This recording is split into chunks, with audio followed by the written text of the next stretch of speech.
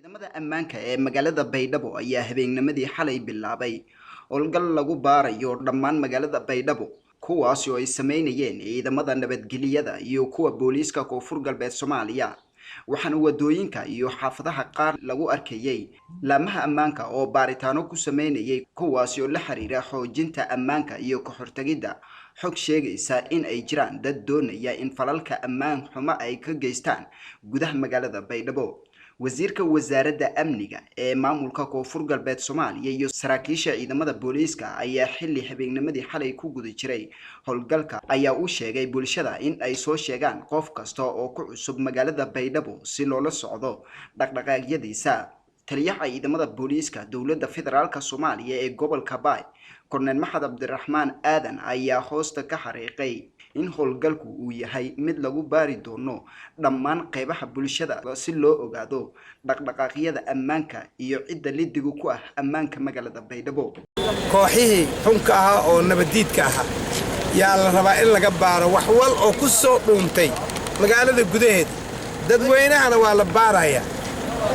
gaadiidkuna waa la baaraya waana hawl nabadgeliyo wax oo qof wax loogu dhimaayo ma nimanka waxa waaye waxay nugula jiraan ma garanaysaa dabaal wax leeyahay nugula jiraan walba dhinac bay u goynayaan hadba dhankay u guuraan ma annagana waa la guureynaa la socdo marka dareen waxaan qabnaa in ay maaragtay cadawgu ay soo dirsadeen dad waxyaabaha qarxa wada marka annagana inaan gacanta ku dhagno waayo xaalkeeda waxa macnaha ay kaga duwan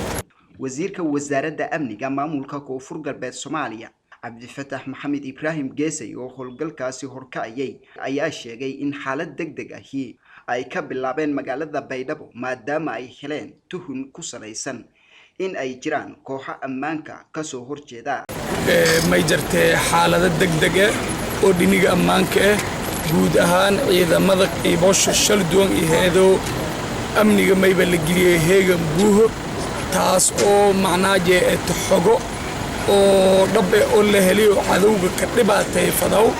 ummatunka nool Koonfur Galbeed Soomaaliya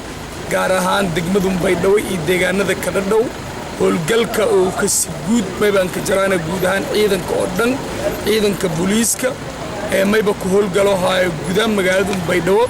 ee ciidamada may leeyahay qiibosho shal duwan haan xooga dalka Soomaaliyeed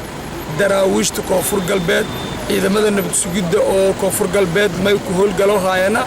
daafo magaaladu iyo meelo la ku galaw iyo meelo la ku bahaw howlgalkan habeennimadii xalay